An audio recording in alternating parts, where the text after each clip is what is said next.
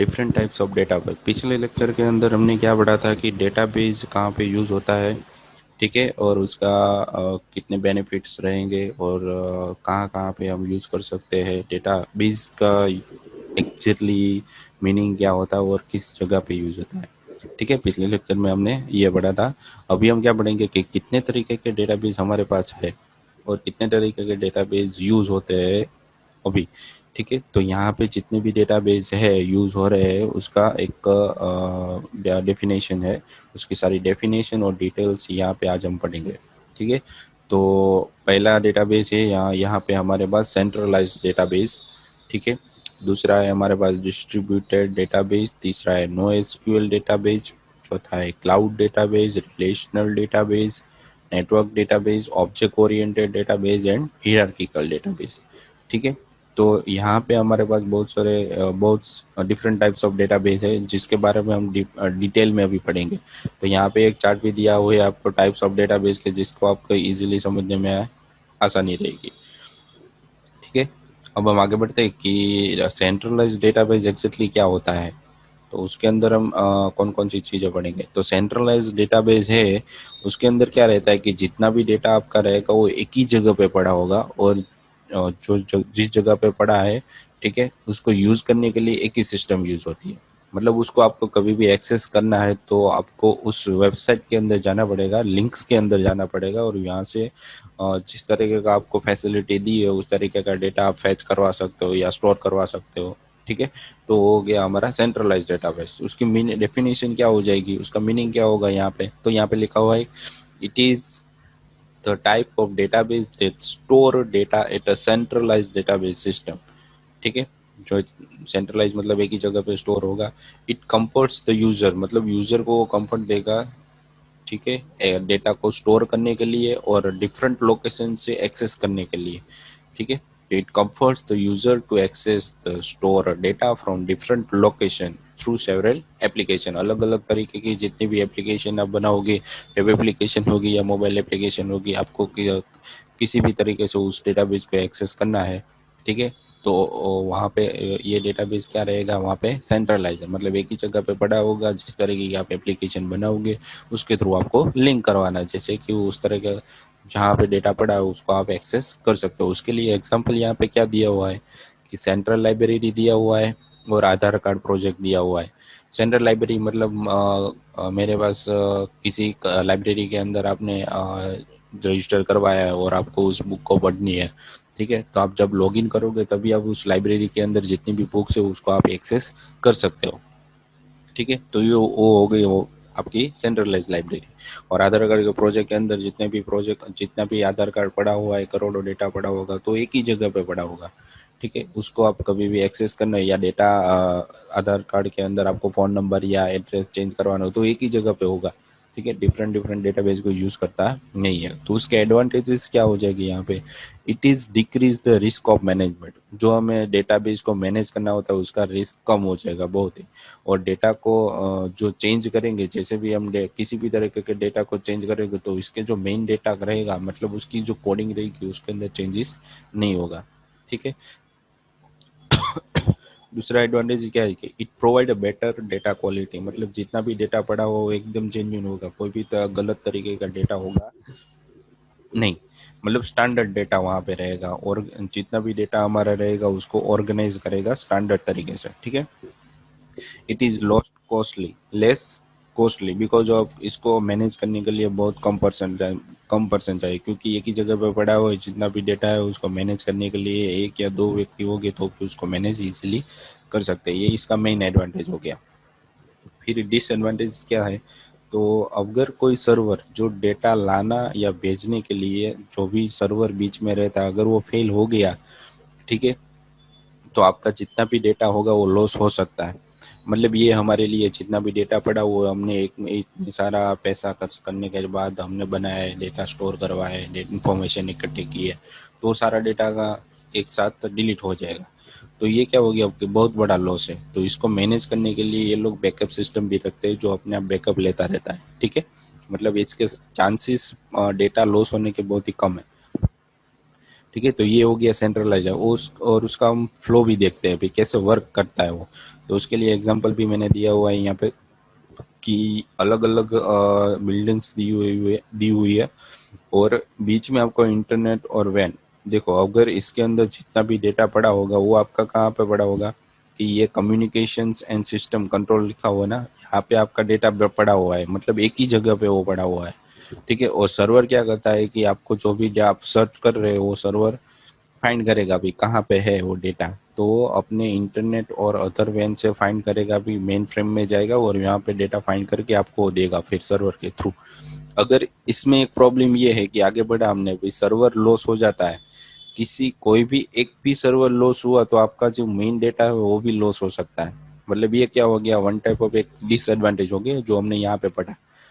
मेरी if any server fail occur entire data will loss. तो ये एक सिस्टम हो गई जिसको आप एग्जांपल के थ्रू ग्राफिकली भी यहाँ पे शो कर सकते हो। तो ये हमारा सेंट्रलाइज डेटा हो गया। उसके बाद आता है कि डिस्ट्रीब्यूटेड डेटाबेस। डिस्ट्रीब्यूटेड मतलब हमने नाम से ही पता चलता है कि वो अलग अलग एक जगह पे नहीं होगा, अलग अलग जगह पे स्टोर होगा। ठीक है।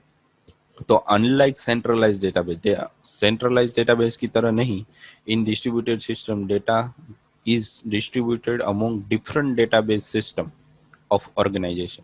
जो ऑर्गेनाइजेशन है वो अलग अलग डेटाबेस के अंदर अलग अलग डेटाबेस रहेगा और अलग अलग जगह जगह जगह वाइज वो उस जगह पे डेटा स्टोर होगा। जैसे कि सूरत में है तो सूरत के अंदर डेटाबेस अलग है, और वडोदरा में जाऊंगा तो उसको वहाँ पे डेटाबेस अलग है। मतलब जिस सिटी में आप होगे वहीं से उस सर्वर के डेटाबेस के अंदर से ही आपको डेटा मिलेगा। ठीक है।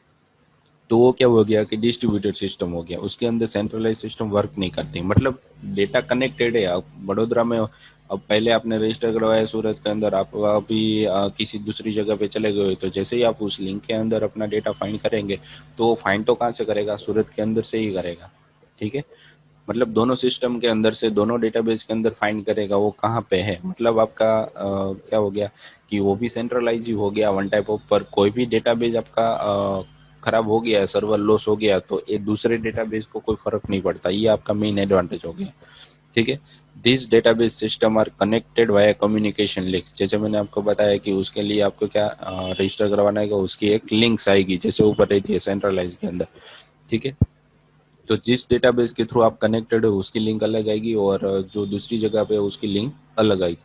मतलब डेटाबेस कनेक्टेड के लिए कनेक्टिविटी लिंक्स अलग अलग दी हुई है। जैसे कि एक दूसरे जो अलग अलग डेटाबेस है उसको कोई फर्क नहीं पड़ता। उसके एग्जांपल यहाँ पे क्या दिया हुआ है कि Apache, Cassandra, H base and Ignite, ये सारे डेटाबेस हो गए।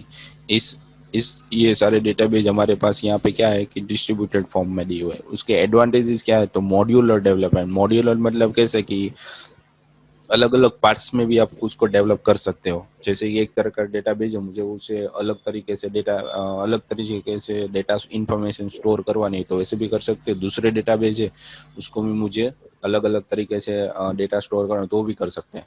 ठीक है। मतलब डेटाबेस का नाम सेम रहेगा पर वो अलग अलग जगह पे रहेंगे। जितनी इन्फॉर्मेशन अगर एक डेटाबेस में स्टोर हुई है वो दूसरे डेटाबेस में स्टोर होगी नहीं। मतलब दोनों एक इंटरनली एक दूसरे से कनेक्टेड ही रहते हैं। तो ये हो गया हमारा डिस्ट्रीब्यूटेड सिस्टम। ठीक है।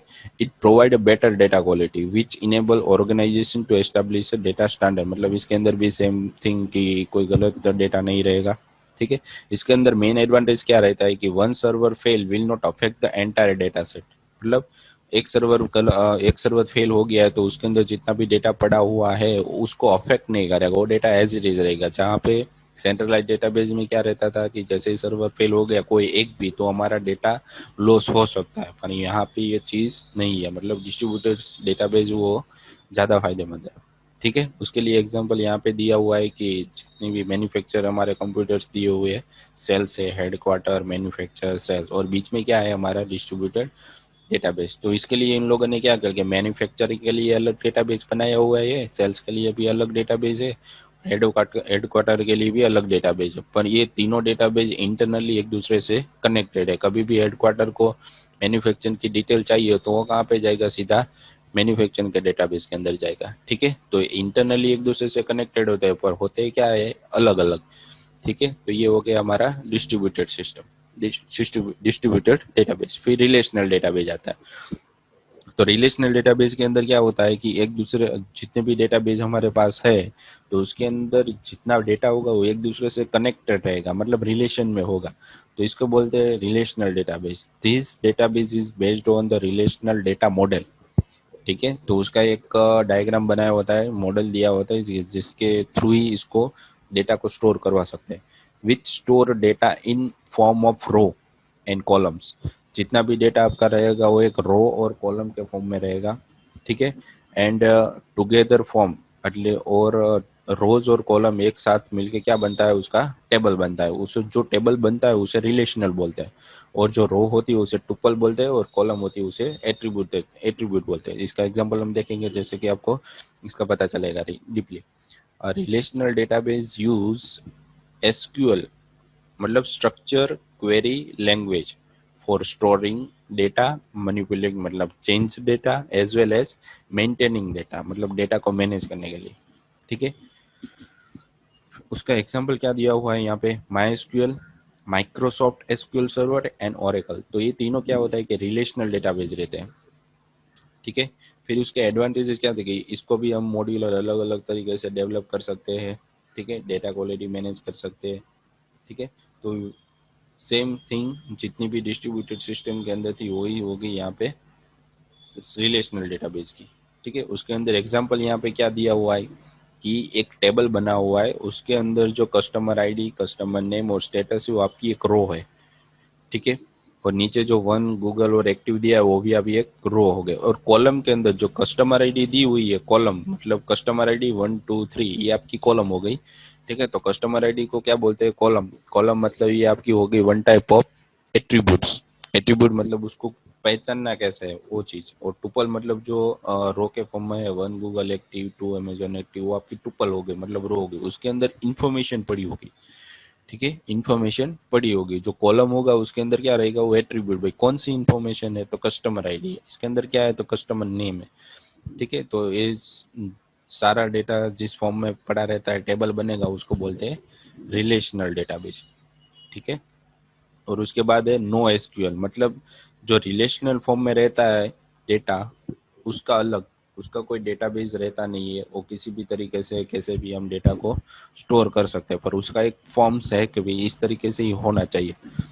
तो नो एसक्यूएल मतलब क्या हो गया कि उसके अंदर कोई स्ट्रक्चर क्वेरी लैंग्वेज, मतलब उसका कोई स्ट्रक्चर नहीं है फिक्स, वो किसी भी तरीके से आ सकता है डेटा। ठीक है, तो not only SQL is type of database is used for storing a wide range of data set। मतलब एसक्यूएल ऐसा डेटाबेस नहीं है जो डेटा स्टोर करने के लिए यूज होता है, बट इसके अलावा भी नो एसक्यूएल भी है। It is not relational database. तो नो एसक्यूएल रिलेशनल में नहीं होता। ठीक है, मतलब रो और कॉलम के फॉर्म में नहीं होता। ठीक है, as it store data only, data not only in tabular form but it several different way, अलग अलग तरीके से उसको स्टोर करवा सकते। तो अलग अलग तरीके का क्या है यहाँ पे, तो यहाँ पे दिया हुआ है कि की वैल्यू, और की और वैल्यू के फॉर्म में होता है, कॉलम फैमिली के फॉर्म में होता है, ग्राफ के फॉर्म में भी हो सकता है, वो डॉक्यूमेंट भी हो सकता है। तो ये भी आपका वन टाइप ऑफ क्या हो गया, डेटाबेस भी हुआ। पर आपका क्या हुआ, नो एसक्यूएल, मतलब इसके अंदर कोई स्ट्रक्चर नहीं है, फिक्स स्ट्रक्चर नहीं है कि डेटा स्टोर करने के लिए। ठीक है, इट केम इनटू एग्जिस्टेंस, वो डेटा है। ठीक है, एग्जिस्टेंस मतलब वो वहां पे पड़ा हुआ है, इस फॉर्म में वो रहता है। ठीक है, when demand building modern application, अभी जिस तरीके की एप्लीकेशन और वेब एप्लीकेशन आप बना रहे हो, ठीक है, तो वो किसके बेस पर रहती है, अभी नो एसक्यूएल बेस पे। ठीक है, उसके एग्जांपल क्या है, तो कोई मोंगो डीबी है, रेडिस है, एच बेज है, वो सारी क्या होगी, न्यू एसक्यूएल के एग्जांपल होगी। इसके एडवांटेजेस क्या है, तो इट इनेबल्स गुड प्रोडक्टिविटी, मतलब जितना भी डेटा आपको उसके अंदर डालना होता है, वो जैसे ही डालते हो तो वो अपने आप ही डेटाबेस अपना डेटा बढ़ाता जाता है, मतलब स्केलेबल है, डेटा बढ़ता ही जाएगा। तो बहुत सारे डेटा आपको बढ़ाने रहते हैं तो वो अपने आप ही डेटाबेस को अंदर जितने भी इंक्रीज साइज है वो बढ़ती रहती है अपने आप ही। और जितना डेटा आप डालोगे उतनी वो साइज रोकता है, उससे कम या ज़्यादा नहीं रोकता। जैसे कि आपने उसकी साइज बढ़ा दी तो अपने आप उतनी साइज बढ़ा देगा, और बाकी दूसरे डेटा रहेगा उसको भी कोई फर्क पड़ता नहीं है। ठीक है, तो it enables good productivity in the application development ठीक है। एप्लीकेशन मतलब एंड्रॉयड iOS के फ्लटर जैसे ही आप एप्लीकेशन बनाओगे उसके अंदर इजीली डेटा स्टोर करने के लिए अभी यूज होता है नो एसक्यूएल मतलब मोंगोडीबी यूज होता है। As it is not required to store a data in structure format, जहाँ पे डेटा को स्ट्रक्चर फॉर्मेट में स्टोर करवाने की कोई ज़रूरत नहीं है। ठीक है। दूसरा एडवांटेज क्या है कि it is better option for managing and handling the large data set, बहुत बड़ा डेटा को स्टोर करने के लिए और मैनेज करने के लिए नो एसक्यूएल बेटर है अभी। और इट प्रोवाइड्स हाई स्केलेबिलिटी, मतलब स्केलेबिलिटी मतलब वो जितना भी डेटा आपको उसके अंदर बढ़ाना है उतना आप बढ़ा सकते हो। ठीक है। तो ये हो गया नो एसक्यूएल। उसकी एग्जाम्पल क्या है, तो यहाँ पे दो तरीके से दिया हुआ है कि एसक्यूएल में कैसे होता है और नो एसक्यूएल में कैसे होता है। तो एसक्यूएल के अंदर जितना भी डेटा रिलेशन है मतलब टेबल के फॉर्म में होता है। ठीक है। और नो एसक्यूएल के अंदर डेटा रहेगा वो आपकी की और वैल्यू के फॉर्म में, कॉलम, फैमिली, ग्राफ और डॉक्यूमेंट में फॉर्म में रहता है। ठीक है। तो ये हो गया हमारा नो एसक्यूएल। उसके बाद है क्लाउड डेटाबेस। तो क्लाउड डेटाबेस के अंदर जितना भी डेटा आपका पड़ा रहेगा, ठीक है, तो उसके अंदर क्या दिया हुआ है कि क्लाउड के फॉर्म में रहता है। मतलब जितने भी डेटा पड़ा है उसको सर्चिंग करिए, चेंज करवाना है, और उसके अंदर जितनी भी आपको फैसिलिटी दी हुई है वन टाइप ऑफ एक सर्वर के अंदर रहता है। ठीक है। जो सेंट्रलाइज तरीके से यूज होता है, मतलब इसके अंदर नो एसक्यूएल भी आ गया और सेंट्रलाइज भी आ गया, दोनों तरीके यूज होते हैं। तो a type of database where data is stored in virtual environment.